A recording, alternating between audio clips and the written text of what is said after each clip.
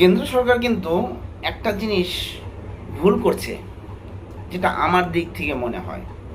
কারণ কি, আপনারা দেখবেন পুকুরে বা নদীতে যখন জাল ফেলা হয়, সেটা কিন্তু আস্তে আস্তে গুটিয়ে নিয়ে আসে, আস্তে আস্তে আস্তে আস্তে গুটিয়ে নিয়ে আসে, এক জায়গায় জড়ো হয়। তো সারা ভারতবর্ষ জুড়ে এই স্যার, SIR স্যার, এই প্রক্রিয়াটি চালু হয়েছে। পশ্চিমবঙ্গে এটা আজকে থেকে চালু হয়েছে 1 আগস্ট থেকে।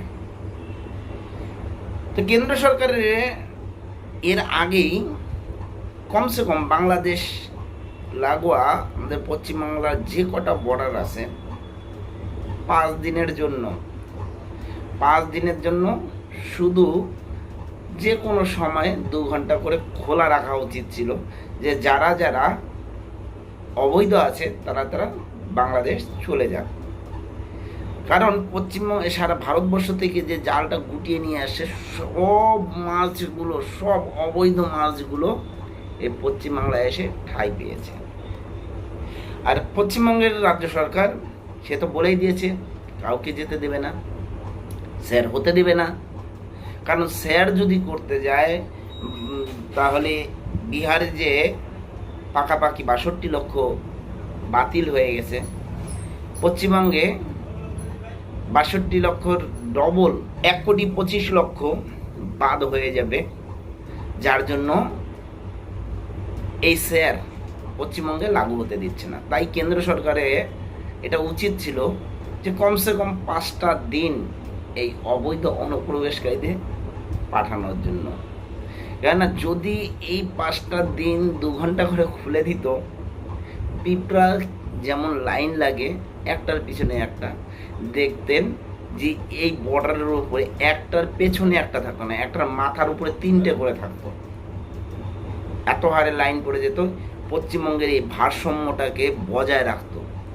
পশ্চিমবঙ্গে শিক্ষা হোক, চাকরি হোক, খাদ্য হোক, সব কিছুর ভাগ ওদেরকে দিতে হচ্ছে। আমাদের স্বাস্থ্যের পরিকাঠামো হোক, সব কিছুর ভাগ তাদেরকে দিতে হচ্ছে এক্সট্রা করে। তা আমাদের পশ্চিমবাংলাতে এমনিতেই আমাদের মাথার উপরে ঋণের বোঝা পড়ে গেছে, তারপরে এই বাংলাদেশ থেকে যে অনুপ্রবেশকারীরা আসে তাদের জন্য আরও মাথায় হাত পড়ে গেছে। তাই এই পশ্চিমবাংলায় স্যার যে প্রক্রিয়াটি, সেটা হতে দেবে না পশ্চিমবঙ্গ সরকার।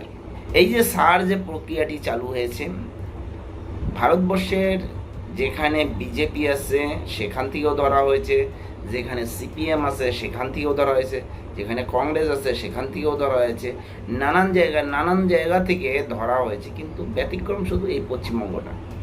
আর এই পশ্চিমবঙ্গ থেকে জানে পশ্চিমবঙ্গের এই অবৈধ ভোটার, ইস, আর যদি 2 ঘন্টা আগে আসতাম তাহলে আমার ঠাকুমাকে দেখতে পেতাম। কেন 15 বছর আগেই আমার ঠাকুমা মারা গেছে।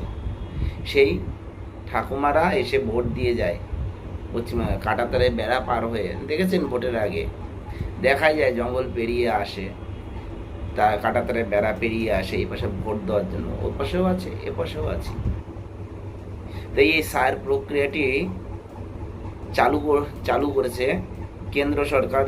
যে 1000 লোক BLOকে ট্রেনিং দিয়েছিল, তাদেরও নিয়োগ করতে চায়নি। কিন্তু কিচ্ছু করার নেই মাননীয়া, আপনাকে এই স্যার প্রক্রিয়ার জন্য যে 1000 BLOদের যে ট্রেনিং দেওয়া হয়েছে, তাদেরকে নিয়েই কাজ করতে হবে। এটা ইলেকশন কমিশনের নির্দেশ। যাই হোক, এই যে বর্ডার খোলা নিয়ে বা বর্ডার এই 5টা দিন 2 ঘন্টার জন্য খোলা রাখার জন্য, এই বিষয়ে যদি আপনাদের কিছু বলার থাকে অবশ্যই জানাবেন। জয় হিন্দ, বন্দে মাতরম, ভারত মাতা কি জয়।